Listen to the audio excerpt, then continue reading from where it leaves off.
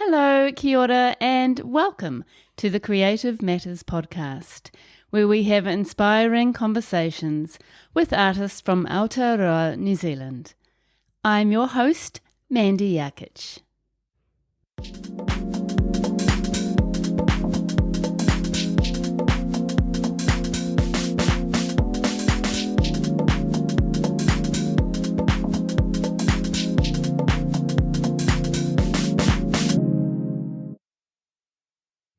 Alison Gilmour is a painter from Tamaki Makaurau, Auckland. She grew up in Devonport, a coastal suburb in Auckland, which has instilled a deep love of the sea, inspiring her to paint it in its many forms.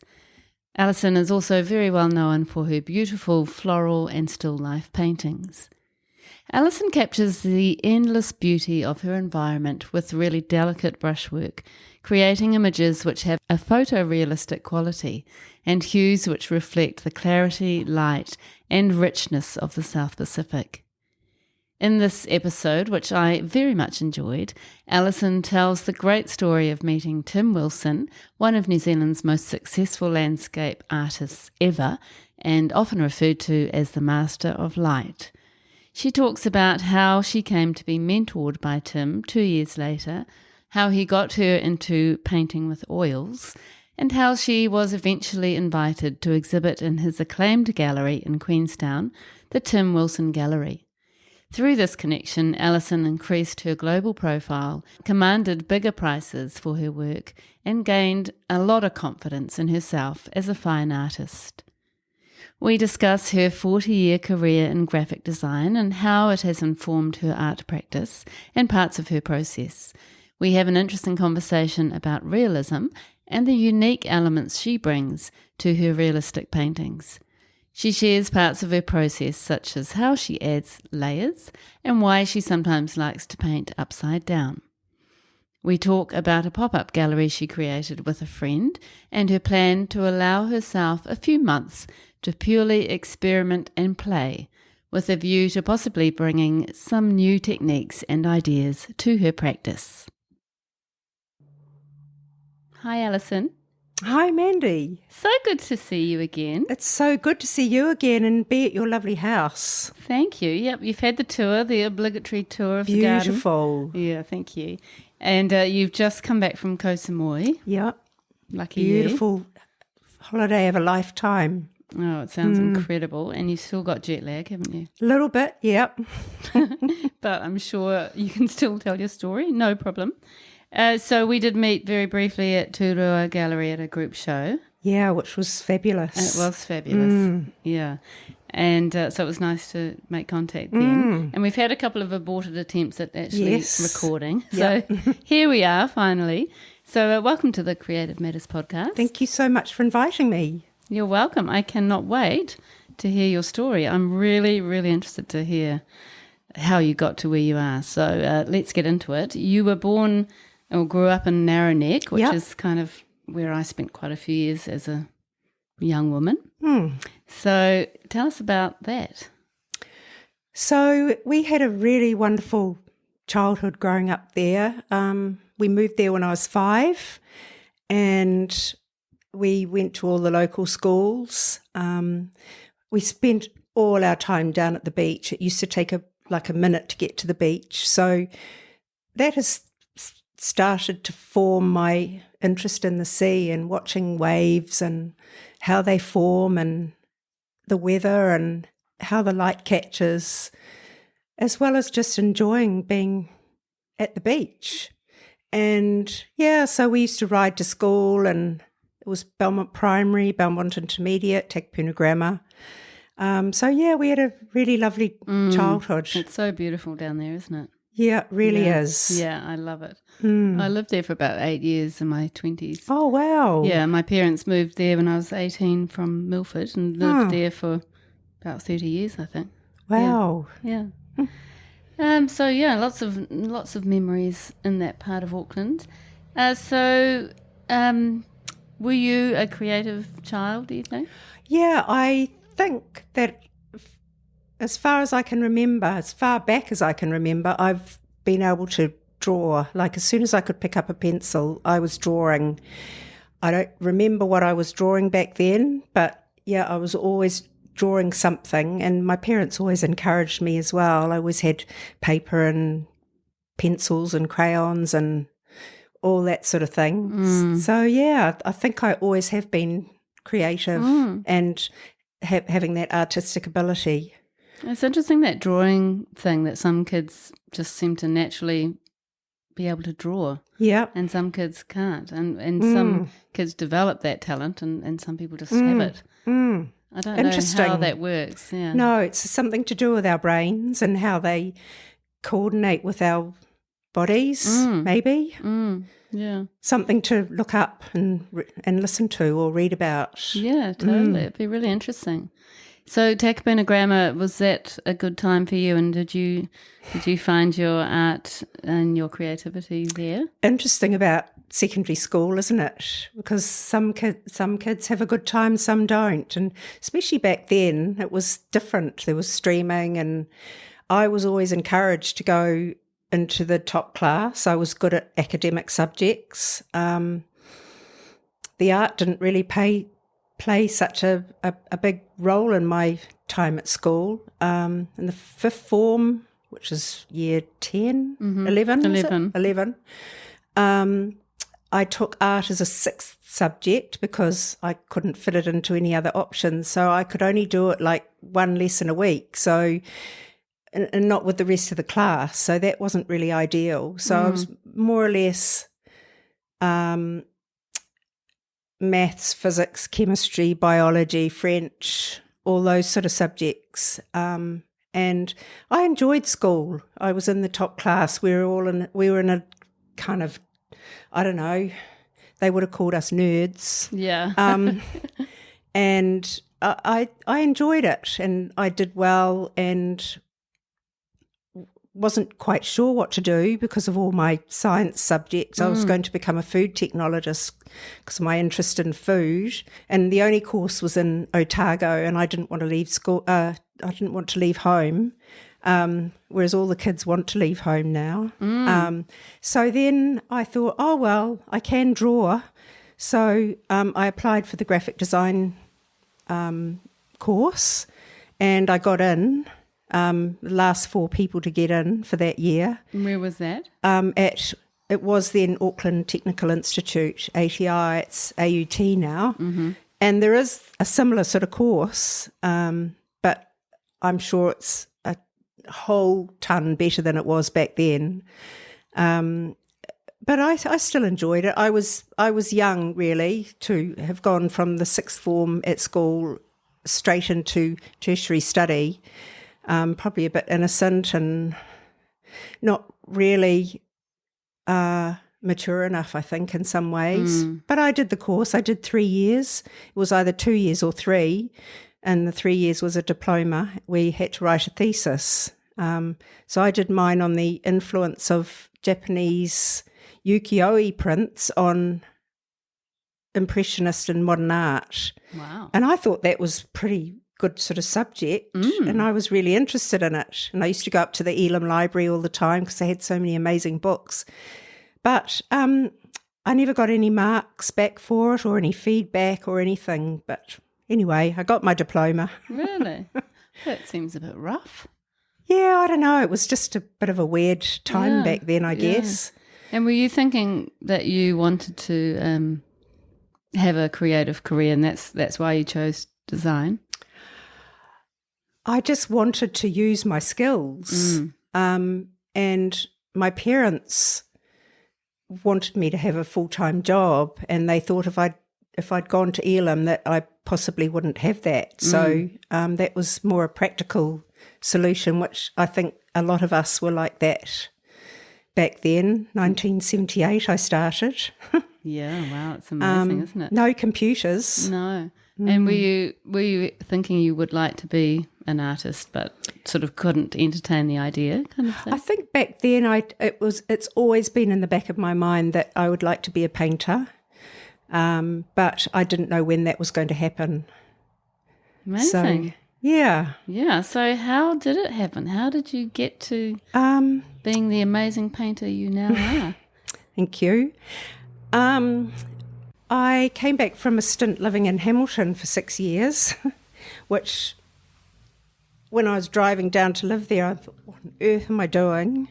But I did love it there while I lived there. Anyway, I came back to Auckland and decided to do some art classes with a girlfriend. So we joined these night classes at Maringi Art Centre, and we did life drawing.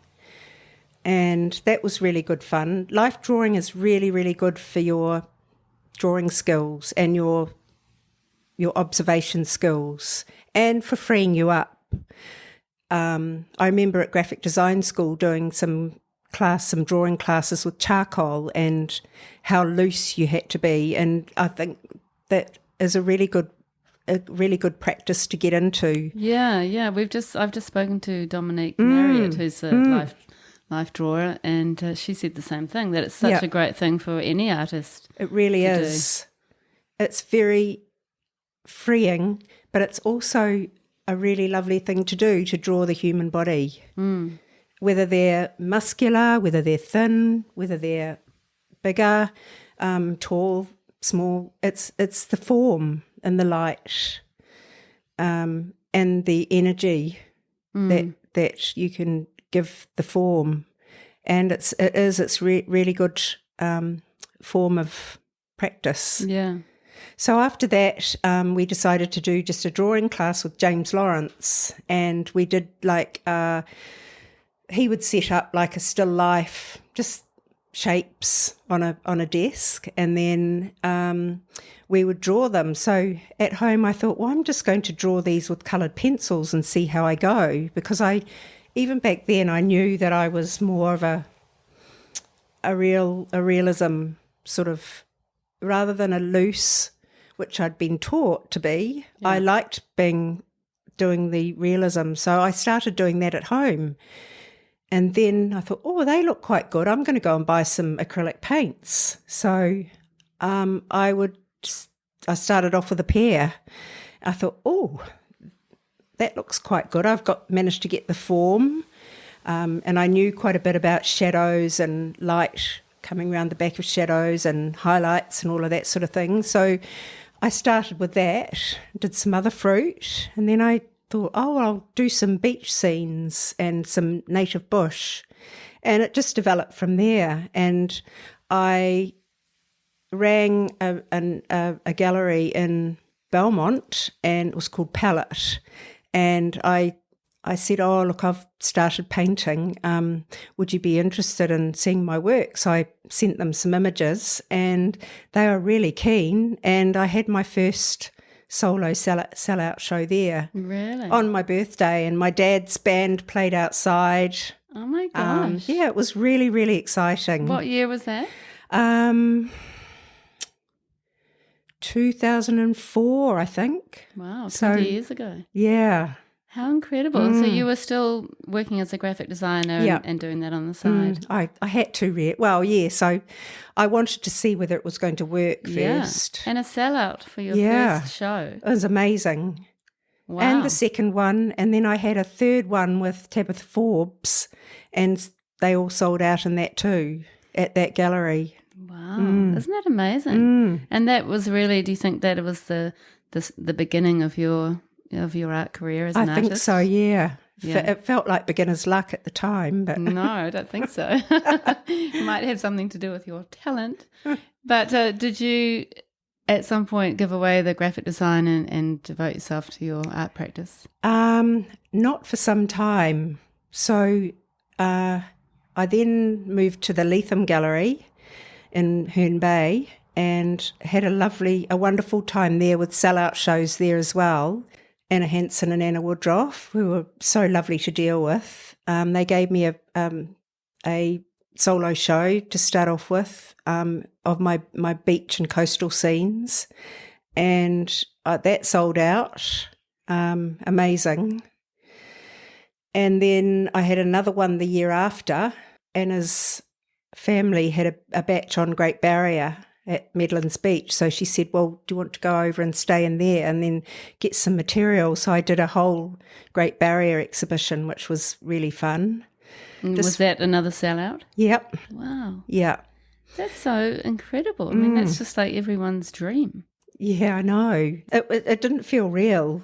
Yeah, I can imagine. How incredible. I mean, congratulations. It's Thank you. Awesome. Thank you. And could you sort of figure out what it was that that people were drawn to? I think because I was painting beaches that were really meant a lot in people's hearts. Like they might have been on a family holiday there, or they might have like an old family batch, which figures so strongly in our psyche. And so they wanted something that gave them memories of that and made them feel good. And that's what I try to do, is to paint things that firstly make me feel good, and then because I feel good, the people who are viewing it feel good as well. Yeah. And I think at that time that's probably why they sold.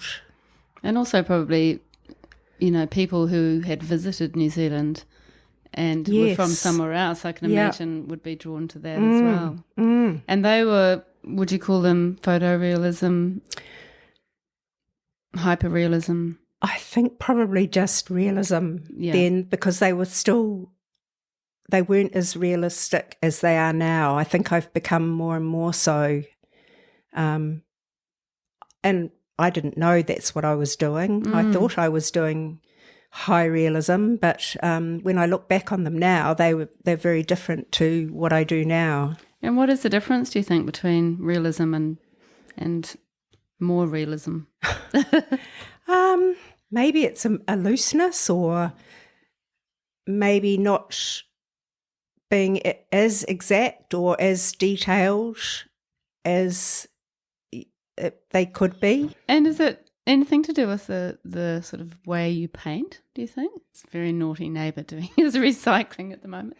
A few drinks. Yeah, sounds like it. Do you think something could be less realistic if it's a little bit painterly? Yeah, that's an interesting question, isn't it? Because that's something that I want to work on this year. But no, because I think they can still look really realistic as well as painterly. I've recently read a piece in an amazing book that I have at home. I first got it out of the library, and I now own it because I loved it so much. It's called Still Life, and it's by a curator in Australia called Amber Cresswell-Bell. And one of the artists in there, they're all Australian artists, but one of them, she says she tries really hard to use as few brush strokes as possible and still create something that looks how it's supposed to look. And I think that's so clever. Yeah. I definitely do not do that at the moment, but I'm going to try. It'd be interesting to see how it changes your work. Yeah. Yeah, I just have so much admiration for people who can paint like that. Have you ever thought about or been interested in abstract works? Well, a few years ago when I might have been at the Leatham Gallery then, I decided to do a class in contemporary art at, I think it's called Toy 2 now. Is it the one in Ponsonby? Studio 1, Toy 2. Yeah. And I think it was with Elizabeth Rees, and it was a contemporary art class where it was like she would put some pieces on a bench as a still life, and then you just painted in black and white, and then you would just go over it and do negative space and all sorts of things like that, which I have done before, but I just didn't feel comfortable with it. I didn't like it, and I didn't finish the course. So it just goes to show how everybody's brains are different. Yeah, we were talking about that earlier. It's just so fascinating. Even like the drawing that we said earlier also, people who just have that natural affinity for drawing. And then I wonder why it is that some people just sort of have that need to make something realistic. It just seems to connect with them. Do you think it's a personality trait? Could be. Like perfectionist, maybe. Maybe more technical in your brain, because it does take a lot of technical ability to be able to paint like that. And it is about light and shade and how the light falls, the colours, how you see the colours, and how they translate. And it is a real compulsion to make something look, for me, to make it look more beautiful than it already is. Wow. Yeah, that's incredible. So just talking about your actual art practice, for people who aren't familiar with your work, how would you describe it? So realistic that it looks better than a photograph. And, when I create my work, I do it on the computer. So I take a whole lot of photographs and then I Photoshop them together, and then so all my work is done on the computer these days. And so it really does, by the time I get to the layout stage of putting it down onto the canvas, I've already done all the thinking, and then it's just a matter of translating it to the canvas. And it really is. I mean, I was in Art in the Park and people would come up and they'd say, "Oh, that looks like a photo." So then I thought, I better start signing it. This is not a photo. Yeah. Because I did some small pieces on board, and I think people just thought they were prints on a board, whereas they were actually originals. So they do look very real. Which is cool. Quite amazing when you think that it's just a flat piece of board and that you can make something look really alive. But people who do abstracts and semi-realistic or anything else conceptual, they're all doing that as well. In a different way. Yeah, you're still communicating, aren't you? Yeah. So when you're working on Photoshop, are you photographing lots of things and then you're taking elements of those photographs and creating your own composition? Yeah. So sometimes if I'm doing like a seascape, I may not have quite the wave that I need, because sometimes they break quite quickly and I might want it to be a much longer wave. So I will Photoshop some extra pieces in to make it work, and then when it goes down onto the canvas, then I might play with it some more. But sometimes I might, like with a floral arrangement, that, for instance, if it's a commission, somebody might say, "Oh, can you make can you put that flower over there, or can you replace it and put this one in here?" So I can just do that. And then if I've done it in Photoshop, well, then I know what it's going to look like when I go to paint it, rather than try and put it in there on the canvas and it may not look right and I have to start again. Yeah. So it is very precise. And you transfer from that photograph you've created, you transfer to the canvas. So I print it out on my little brother printer at home, but I tile it. I've got an A3 printer, so I tile it and then stick it together, so then I can see what it looks like full size. And sometimes if it's a commission, I'll actually send that copy off to them so they can put it on their wall to see if it's what they're happy with. So they know exactly what they're getting. So they know my style and they know what the layout's going to look like. So it's because sometimes I think people are a bit worried if they've put a deposit down on a painting and they're not quite sure what they're going to get. Yeah. It's a really good way of reassuring them that they're going to get exactly what they want. And that's a graphic design thing, I think. I think that with over 40 years graphic design experience, I'm used to thinking like that for clients. Yeah. And I guess that commission process is almost like a brief. It is. It totally is.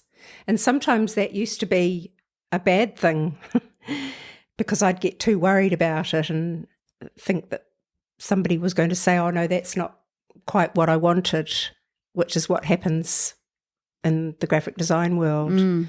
But mostly people have been really happy. I've only ever had one commission that they weren't happy with. Really? After you finished it? Mm-hmm. Oh, no. Yeah.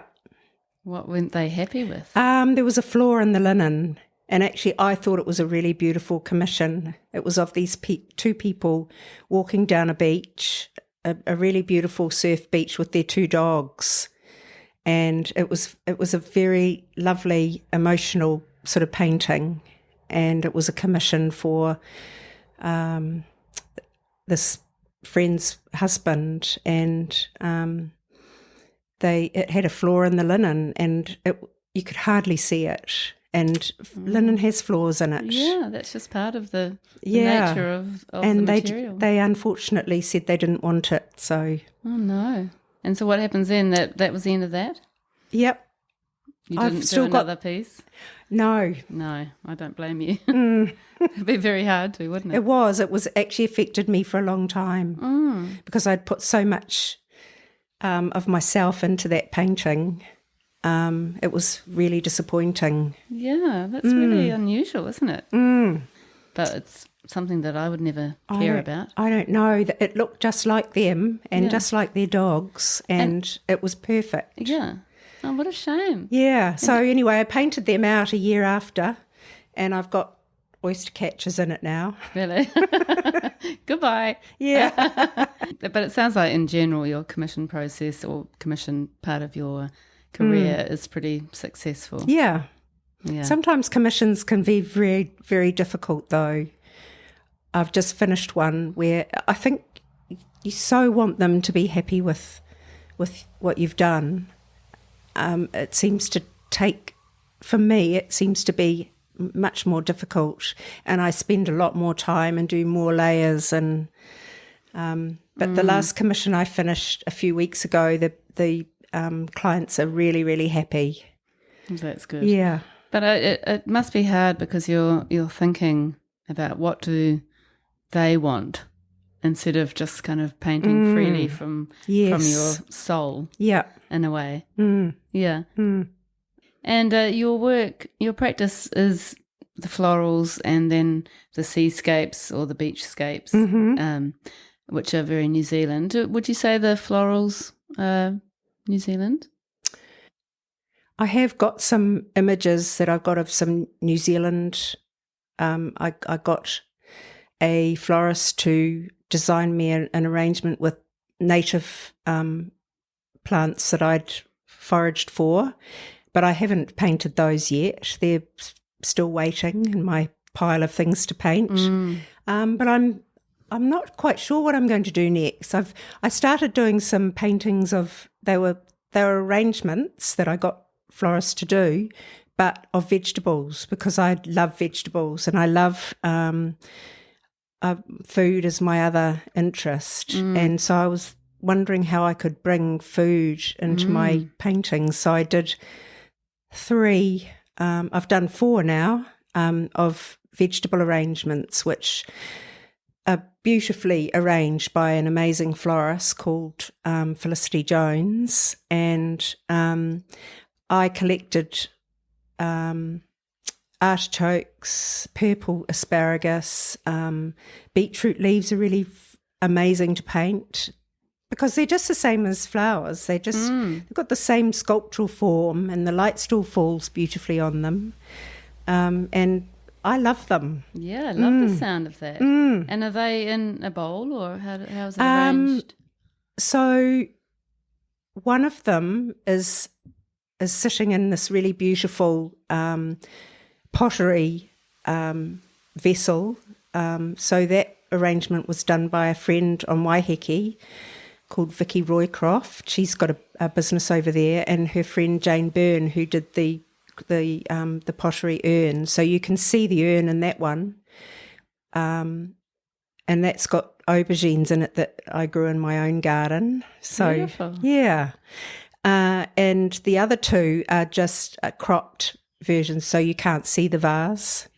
Wouldn't it be beautiful if we could get black taro from my garden? Love to do that. And, and how personal is it to bring, like for me to bring a bunch of stuff out of my garden to give to you? Yes. Would be so personal. It would be beautiful. Well, that's another thing that I'm really interested in pursuing is things that mean a lot to people, to create an image for them that's all the things that they love, and which is what the seascapes were as well. It's things that people love, but actually bringing objects and, like the black taro, which is so amazing. Yeah, and then it's even like velvet. It is, and the way the raindrops sort of sit, so beautiful. Yeah, it doesn't sort of absorb; they just kind of sit and they roll just sit down. there. Yeah, they're incredible plants. And then I love the idea of special objects that maybe have been passed down through the family. Yep. And having a still life painted of that. Yeah. Well, that's amazing. On my list for this year. I love that.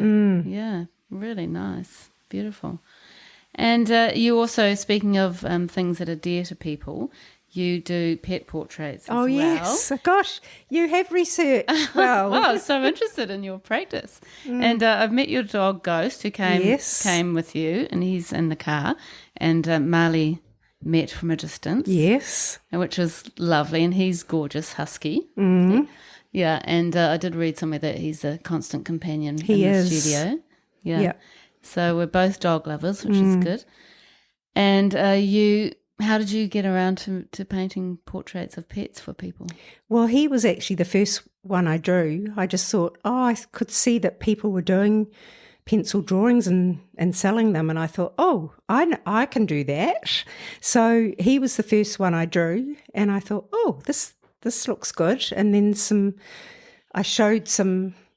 I might have done some other ones, just some practice, and some friends saw my work and said, I'd really love you to do one of my dog, and then it just grew from there. And then I went to, there was a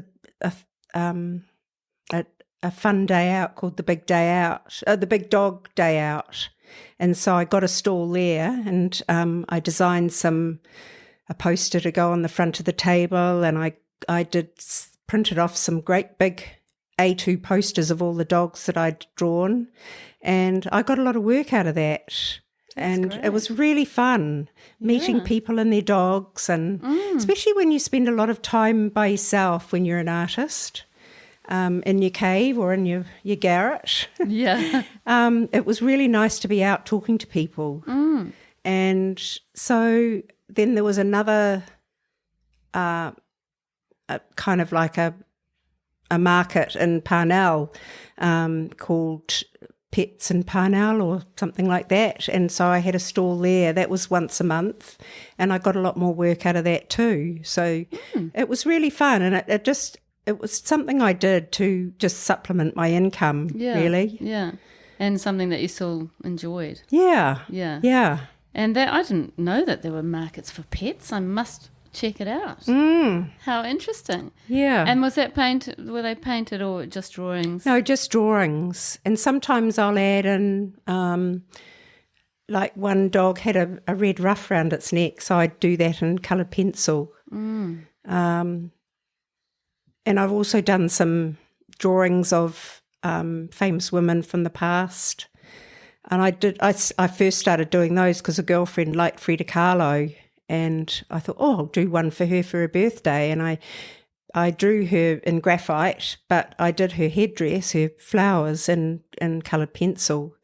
And then I thought, this is good, I'll do another one. And so I did about 6 of those. I did Carmen Miranda, and they all sold. I've got one left of Amelia Earhart. So with her brown leather helmet on and her goggles. That's so cool that really you've got quite a diverse practice in some ways. I mean, you're interested in lots of different subject matter. Yeah. And obviously the things that connect with people is what sort of drives you. Can you see yourself expanding into other areas? Yes, well, I've got quite a few ideas in my head that have been in there for quite a while. I should really write them down. Yeah. Which I'm going to pursue now that I've finished this commission that I'm doing. I'm going to give myself a few months off to just have a play and see what comes next, and see which idea I'm going to do first. Yeah. And now how long have you been actually working as a full-time artist? Well, I'm still not really full-time because I still have to earn a living. So I'm still doing, my graphic design business is still going, which I just run from my house. I did become full-time for a while when I was in the Tim Wilson Gallery in Queenstown, because I wanted to just get as much work there as possible and wanted to concentrate on that. And I felt sure that I was going to be able to make a living out of it. So I was full-time there for a while, but unfortunately I've had to take on more other work as well. I guess it's good to have that up your sleeve if you need it. It is. So I've been dying to ask you all about the Tim Wilson connection. Yeah. So in 2010 you started showing your work at the Tim Wilson Gallery. Yeah. So for listeners who probably not many people haven't heard of Tim Wilson, but could you just tell us a little bit about who he is and how the gallery was formed, and then how you became involved? So Tim, he lived in, well, he's lived all over the place in Auckland, but when I met him, he was living in St Mary's Bay, and I met him at a party, and I was already exhibiting at the Leatham Gallery then, and I said to him, if you could tell me anything, what would you advise? So he was the most amazing man, very charismatic, very easy to talk to, funny, and just great fun to be with. And he said, well, the best thing you could do is change to oils, because at that stage I was working in acrylic. And he said things like, oh, you don't need to be working with that plastic rubbish. But of course, acrylic paints have got a lot better now. And he gave me his card and said, give me a call. So I was very excited about that, because I was so in awe of his talent, and also how well he'd done. But it took me 2 years to get enough courage to ring him up, and he remembered me straight away and said, let's go out for a drive in the car, and because he loved to do that, just go driving in the car, looking at everything around, the colours, the light, the clouds. He used to say, we'd be driving and he'd say, can you see that purple colour in that cloud? Or can you see that indigo line at the top of that mountain? Wow. And, all these things that I'd never really noticed before. A lot of things he taught me. So he moved to Queenstown in 2010, and that's when I started going down to Queenstown every couple of months to be mentored by Tim, which very, very lucky to be chosen like that. Yeah. And we had the most amazing times. He was very generous with his time. He used to cook the most amazing meals, and beautiful view from where he lived, and we just had the most fun times. Very funny man. We had some great times together, going on roadies. Really How great amazing. times. And he, why do you think he was so open to sort of becoming your mentor? How did that happen? I think he liked to give back to people, and he was also very intuitive. So he could see that. He'd obviously seen my work, so he could see that I already had some talent, and that he could help me move it on so that it became better. That's just like a crazy thing to happen in your life, isn't it? It's like a sort of gift from God. I know. Because Tim Wilson, I mean, he's one of New Zealand's greatest artists. Yeah. He was and still is. And he's a landscape painter. And he is called the Master of Light, isn't he? He is. The way he paints and captures the light. Amazing. Is incredible. So incredible. Amazing to watch. Yeah, I can imagine. And what was the process of you changing from acrylics to oils, and what did he teach you? So what we did is we went out to, and we went on the Glenorchy Road and took some photos of a favourite place of his where you can see it's down on the lake, and the mountain that's down in Glenorchy, I've forgotten the name of it. It's like a typical scene. So he said, okay, we're going to photograph this, and then we'll print it out, and then we'll paint this, and I'll show you what to do.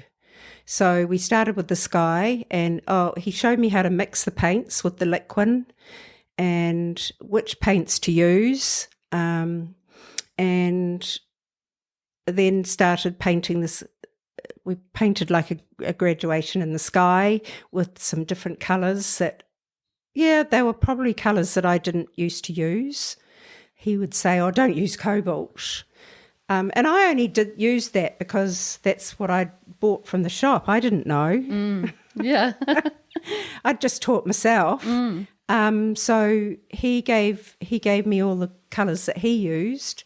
And then what colours were they mostly? So, well, to do the sky, it was ultramarine, maybe a little bit of red oxide, some cerulean blue, maybe some brilliant yellow and white, and then we'd create the blend. And he had a different way of creating the blend that I used to do, so that was really good to learn. What was his process? Well, it was probably a different process from the acrylics, because the acrylics dried so quickly. You had to work in a different way, but because the oils you can keep playing with them until the blend's right. And we would use a badger brush, a big thick badger brush, to sort of brush it to blend it in, and then we'd sort of wait for a little while until we'd go away for a couple of hours, and then so that the sky was tacky, and then he said, right, I want you to go in and do the clouds and just create those. After he'd showed me on another painting, and of course I was really nervous. Yeah, it would have felt quite intimidating. It was, and so he'd go off and leave me to do it, and what I came out with was amazing. Really? Yeah. And would he be like, no, don't like that, do it like this? Sometimes, like if I was working on something, he'd say, no, that black's not good enough. You've just used black out of a tube. I want you to make it with these colours. And it made such a difference. Yeah, I've heard a lot of artists say that. What is the difference, do you think? More luminous, I think, because it's got all those different particles with light shining on them, that they create a much more black or a more blue black or a more green black. So I always use that now. It's just a habit. Yeah. Wow. What else did you learn from him? Oh, so many things. How to create reflections, because he was so good at it. Reflections on still water. But he also did say to me at one stage that I can't teach you how to paint, but I can tell you how to use these paints and how to get the most out of how to get the most out of it and get more out of it than you already do. Yeah. With the oils, which I don't use anything else now. Could you imagine going into acrylics now and then? Oh, I might give it a go while I'm having these couple of months to play around. Yeah, just see what happens. What an incredible story. Yeah, amazing man. And we used to have so much fun as well, giggling and laughing and going out for dinner, and because he was really into food as well and was an amazing cook and just a very charismatic man. And so you would go down there for a period of time, come back up. You just saw that as part of your professional development almost. Yep. And he was my friend as well and my gallery dealer. Yeah, so he had was it his gallery? Tim Wilson Gallery in Queenstown. Gallery. He started up. Yeah.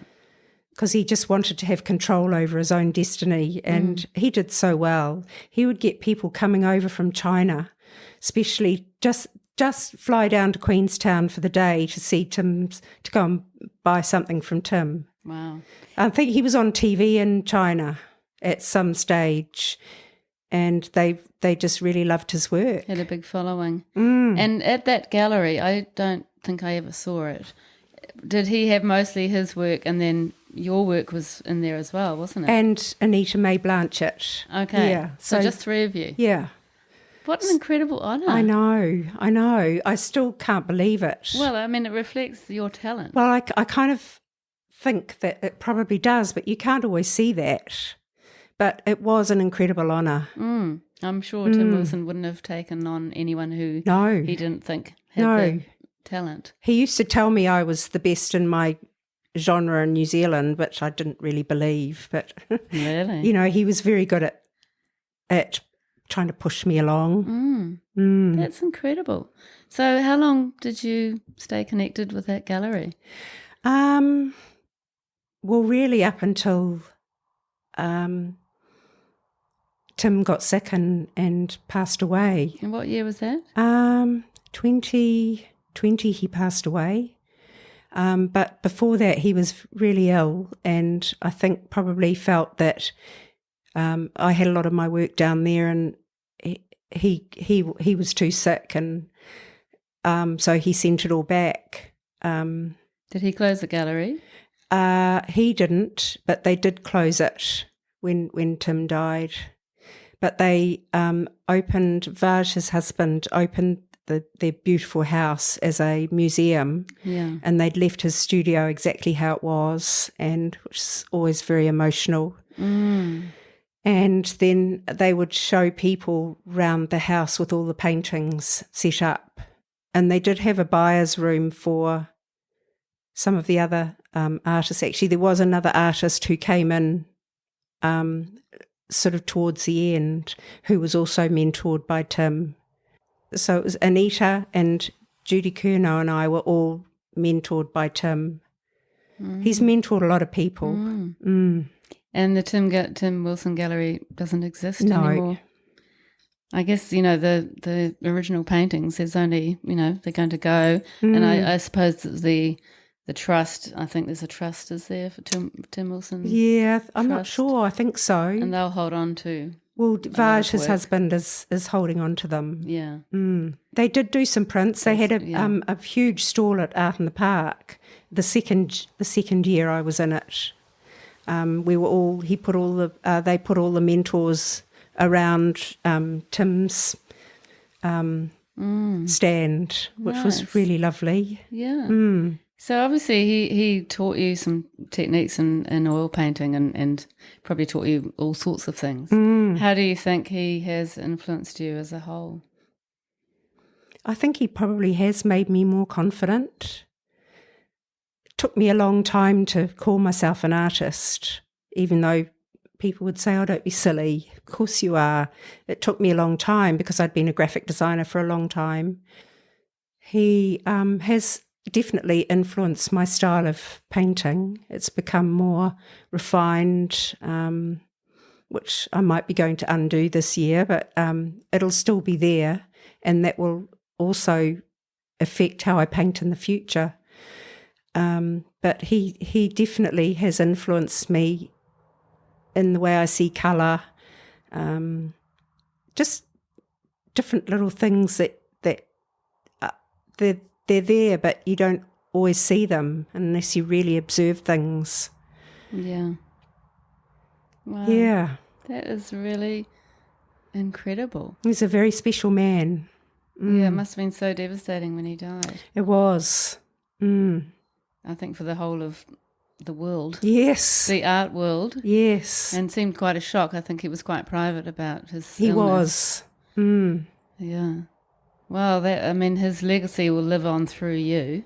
Yes. And through his own legacy. Yes. Yeah, and it's incredible. And we were talking earlier that he, being part of that Tim Wilson Gallery, gave you that opportunity to put your prices up, and he encouraged you to do that. Well, he used to say to me, oh, "This is ridiculous. Your paintings would be 3 or 4 times this," and so that's what he did immediately. And art should be worth that. You know, what you're buying with an artist's work is years and years and years of thought and agony and years of practice. And you're not just buying something off the wall that was done in 5 minutes. No, that's the thing. And it's such a personal thing, isn't it? It's a piece of that person. Yes, so it really should be is. valued just for that reason alone. Yeah. Yeah, so true. And your work was selling at those better prices through that gallery. Yes. Sometimes I just couldn't get over how much they were selling for. Yeah, that's great. And so what happened with your career when that sort of stopped? I was still doing a few commissions, but it took me a while to kind of work out what I was going to do next. I still had lots of things going on, and I was doing graphics work as well, but it's still taking me a while to sort of work out where I go next, because it's a bit scary really, going to galleries. But I have got a bit of a plan that I'm going to put into practice this year, and just to see where I go next.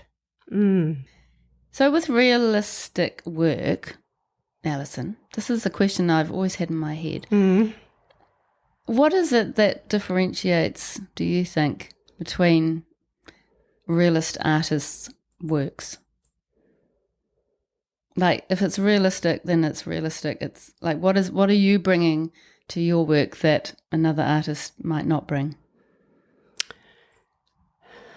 I think that I have a really good, a really observant eye, that I can see more than other people can see sometimes. I think that, I'm not sure, but I think that maybe that's what it is that I can bring to my work. It's interesting, isn't it? Because realism's realism. So you think, oh, well, how can one person's work be different from the other? I'm just trying to think of somebody else who does realism would be compared to me. But I guess Amber is, I do layer upon layer upon layer, whereas she only does 2 layers. Amber M. Yes, Amber M. And she manages to create that incredible realism with just 2 layers. And she has very stark backgrounds, doesn't she, often? Yes, she does. Do you? What are you in your backgrounds? Yeah, mine are quite stark as well. But I have one painting at home that I did for an exhibition and then decided not to put it in, of a bunch of roses and ranunculus looking down on it. And originally it had like a paper wrapping around it, and that didn't look right. And so I put different coloured backgrounds to see, and none of it's looked right.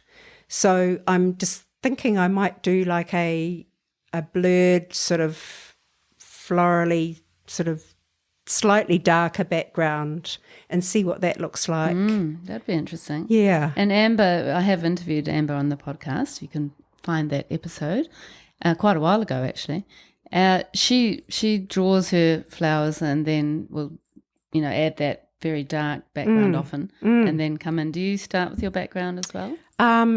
It depends, but usually I will mask off the detailed floral area, and then paint the background, and then just like blur the edges with a badger brush so that you don't get that line, and then so that means that you can still bring the white of the canvas through, and it makes the images pop out more. Which is interesting, because a lot of people when they do an oil painting, they'll do like a sepia background with no white showing. So yeah, we're all different. Yeah, and you can definitely, when you look at your work, you can definitely tell it's your work. So yeah. You must be doing something unique, or a lot of people, I guess, have something unique that they bring to realism. Well, it must be the way they see things. Yeah, it's interesting, or the way they apply paint, the colours they use, the way they mix colours. Yeah. Yeah. Yeah, interesting, isn't it? It's really interesting, yeah. And do you, when you say you add lots of layers, are you doing a kind of a different colour underpainting and then sort of lightening it up as you go, or how do you work that? So the first layer, I'm just basically putting down the colour of whatever I'm painting, the subject matter. I may put a little bit of graduated tone in there as well, but it's basically just a first layer. And then sometimes people will come and have a look at it and say, well, that's finished. Really? Yeah. But it's not for me. Yeah. No. It's like, and the commission I've just finished, I've done layer upon layer because I thought, oh no, that's not popping out enough, or no, that shadow's not dark enough, or yeah. So those layers are helping you to capture light and shadow. Yeah, definitely, because all those particles are reflecting the light. So beautiful. Yeah, through the layers. So interesting. I think you're amazing. I don't know how you do it. And then sometimes you have to step right back because you're right in there in the painting, and so you have to step right back because people are not going to go right up to them and have a look at them. I have to try and remind myself of that every time I'm painting something, that people aren't going to go right up to it and think, oh no, that doesn't look right or whatever. You have to stand right back. And sometimes I paint them upside down. Really? Yeah, just so that I'm not perceiving something that the eye can sometimes assume things that maybe aren't there because of what you've seen in the past or something like that. So painting it upside down, you're not actually perceiving that. It seems an odd thing to do for a realistic painter, to go upside down. That's just part of the process. And Yeah. That's so interesting. Yeah, wow. Yeah. And you are represented up in Tamaki Makaurau at Flagstaff Gallery. Yeah, Flagstaff Gallery in Devonport. Which is nice. Get back to your roots. Yes, it is. Yeah. And very then, familiar. And it's a great gallery there. And you are maybe thinking about other galleries, do you think? Definitely this year I'm going to be pursuing some other galleries. Interesting. So if anyone wants to get in touch with Alison, yes, get in touch. It would be a big honour, I would imagine, to have you. It'd be a big honour for me to be represented. Yeah. And how do you find marketing in general? I mean, when you've only got one gallery at the moment, are you having to get your stuff out there yourself quite a bit? Yes, in fact, last year in October, an opportunity came up in Birkenhead where a shop was empty, and a girlfriend and I, who has a Masters in Art from Elam, and I decided to put together a little gallery. And I said, right, we've got to make it like a real gallery. And I designed a logo, and we did some social media advertising and some brochures, and designed some signs for the window, etc., and had a proper opening. And that we did it as an exercise to see what it was going to be like to do that. And it probably, because we did it so quickly, some more marketing would have been better.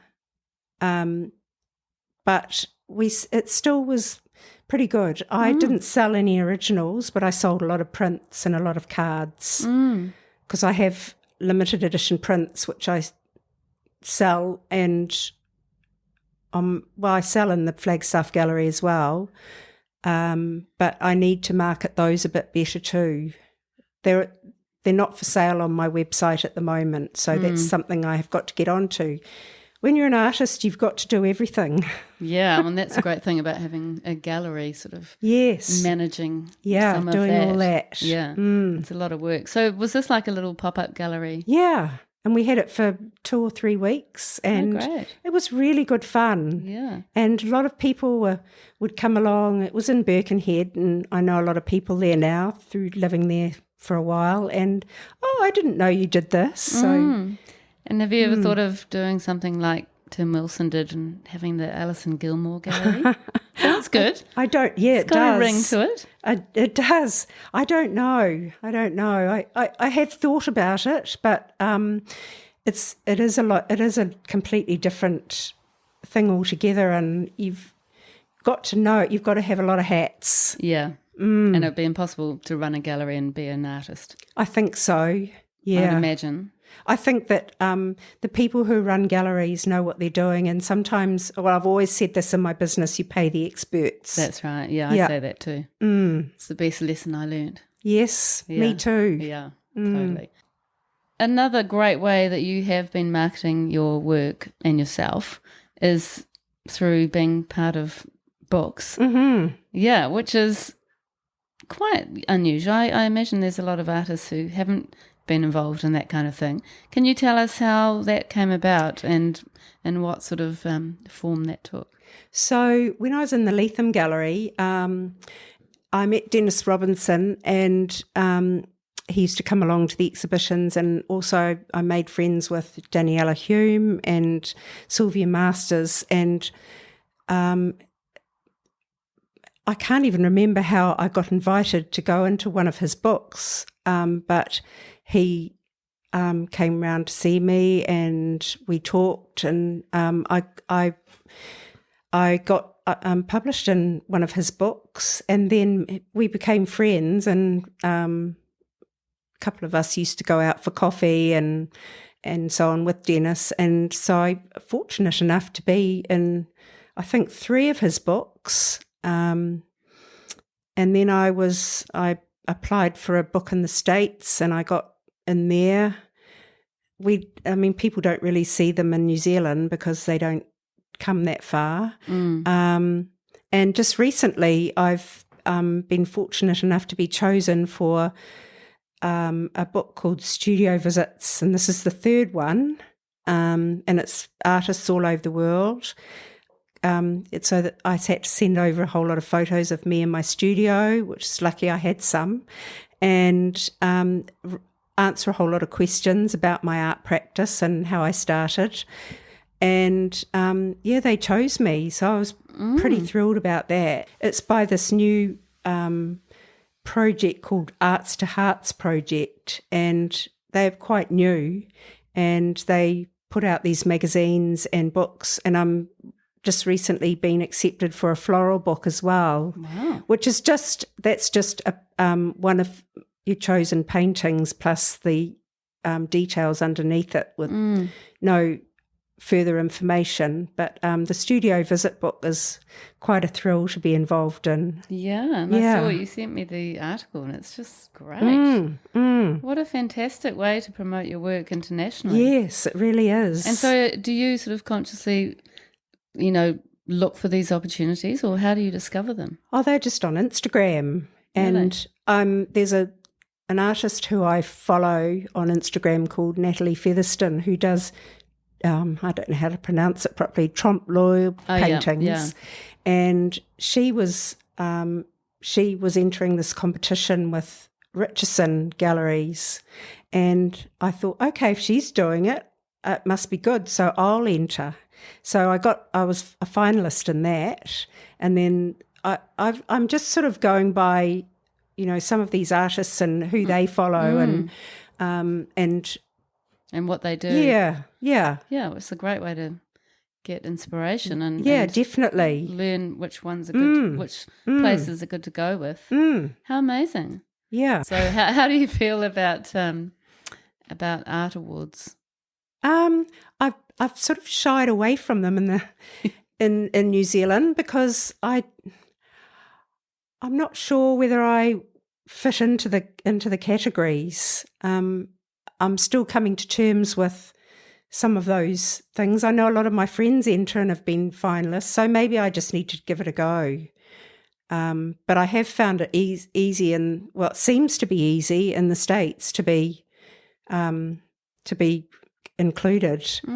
But I'm going to definitely enter the Adam Portraiture Award, which will be different for me. I have done portraits, but not for a long time, but I've got one in my head that I really want to do, which may not be next year, I'll just have to see how it goes. But maybe the aspiring art prize and the Molly Morpeth. Yeah, maybe I should give it a go. Yeah, well, no harm done. Just get it out there. Well, that's right. And it's good to have that goal too of a deadline of work that you're working towards. Your deadlines are good. Yeah, for sure. And do you have any solo shows or group shows coming up?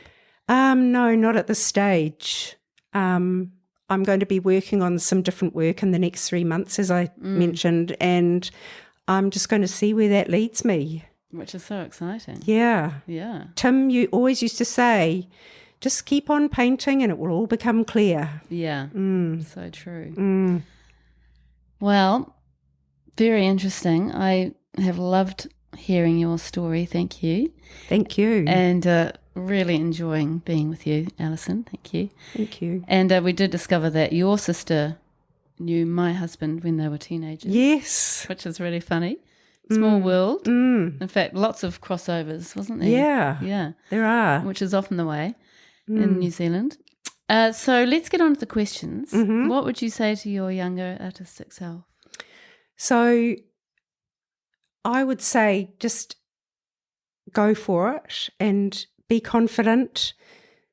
Just be really comfortable with what you're doing.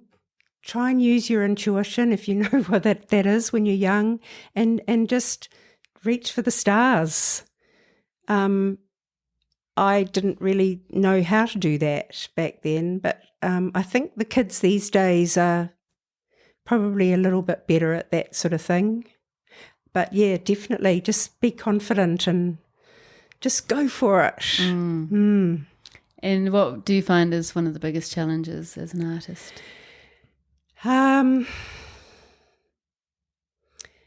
this day and age, marketing myself and the social media, I'm not an expert. I did have somebody doing my social media marketing for a while, but I don't know what's happened to her. She's just disappeared. I think that's selling work and finding the right niche is probably the hardest thing for me at the moment. Just the next steps. Yeah. But I feel like it's like you've sort of reached that point in your journey and then things are going to evolve. Yeah, which is exciting. It is exciting, yeah. And I guess it's something that will take some time after being so connected to Tim Wilson Gallery. Yes. That was only 4 years ago. I know, I felt a bit lost for a while. Yeah, I can imagine. Yeah, especially also having, being under Tim's guidance and under his wing. It would have been quite you must have felt a little bit lost for a little while. Yeah, I did. Yeah, can understand that. And who are your favourite or most inspirational artists? Well, all the old Dutch masters. It must have been really difficult for them back then and how they did things. I'm inspired by a lot of them. Tim, obviously. There's a lot of realism artists that I follow who I'm really interested to see their work. There's an artist in Australia called Sarah Abbott who she's so inspirational. She sells her work so well. She's very clever. It's realism but painterly, and I'm really drawn to her work and how she manages her processes. She's those sort of people I really admire at the moment. Yeah. And why do you think you make the kind of work you make? I must be compelled to just paint like that.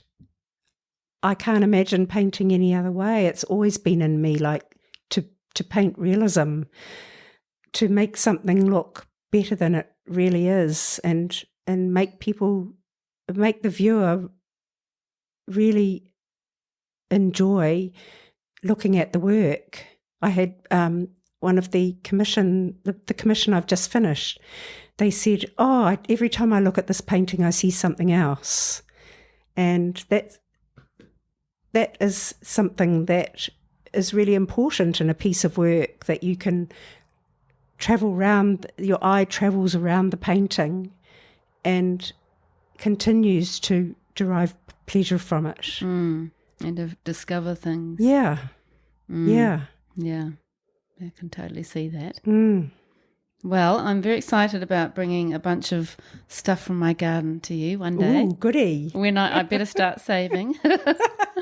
And I love the ideas that you have and the way that you're going to kind of give yourself that time to experiment and develop new things. I've never really been able to do that, so it's going to be exciting. Yeah, that's very, very exciting. Can't wait to see what you come up with. Me too. Yeah, so thank you very, very much for coming out to Muriwai. It's been such a lovely time. It really has. Yeah, thank you. And all the best for the next exciting chapter. Thank you.